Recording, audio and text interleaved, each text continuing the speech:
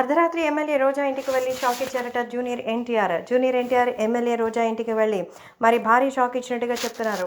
So రోజా గారు గత ఎన్నికల సందర్భం నుంచి ఇప్పటి వరకు తనకి సంబంధించిన ఏ విషయమైనా సరే తను సోషల్ మీడియాలో చెప్తూ ఎంతగానో షాక్ ఇస్తున్నారు. అలాగే అభిమానులు కూడా ఈ విషయం గురించి తెలిసి ఎంతగానో వైరల్ అవుతున్న సంగతి తెలిసిందే. ఈ సందర్భంగా రోజా అలాగే తన గురించి రాజకీయ రంగ ప్రవేశం గురించి తెలుగుదేశం పార్టీ గురించి ఎంతో మాట్లాడుతున్నారు. సో రాజకీయాల్లో తనకి అలాగే రోజా గారికి ఎటువంటి అనుబంధము అయితే లేదు. సోషల్ మీడియాలో సైతం ఈ విషయం ఎంతో వైరల్ అవుతున్న సంగతి తెలిసిందే. అలాగే అభిమానులు కూడా వీటి గురించి తెలుసుకుని ఎంతగానో షాక్ అవుతున్నారు. సో ప్రస్తుతం రాజకీయ రంగ ప్రవేశంలో నాకు ఎలాంటి ఇన్వాల్వ్మెంట్ లేదని, తెలుగుదేశం పార్టీ బాధ్యతలు నేను తీసుకోవడం లేదని, నా గురించి రాజకీయ ప్రస్తావన చేయడం మానేయమని రోజాకి హితవు చెప్పడానికే వచ్చారట.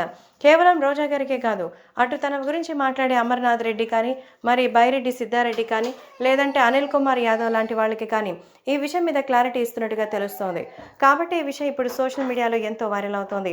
So junior NTR Telugu Desam party గురించిన విషయాలు ఇప్పుడు ఎంతగానో అభిమానులు కూడా షేర్ చేసుకుంటున్నారు. 2024 ఎలక్షన్స్ కోసం జూనియర్ ఎన్టీఆర్ తెలుగుదేశం పార్టీ కోసం ఎంతగానో పోరాడుతున్నారు. కాబట్టి ఈ విషయం ఇంపతో సందడిగా మారుతోంది.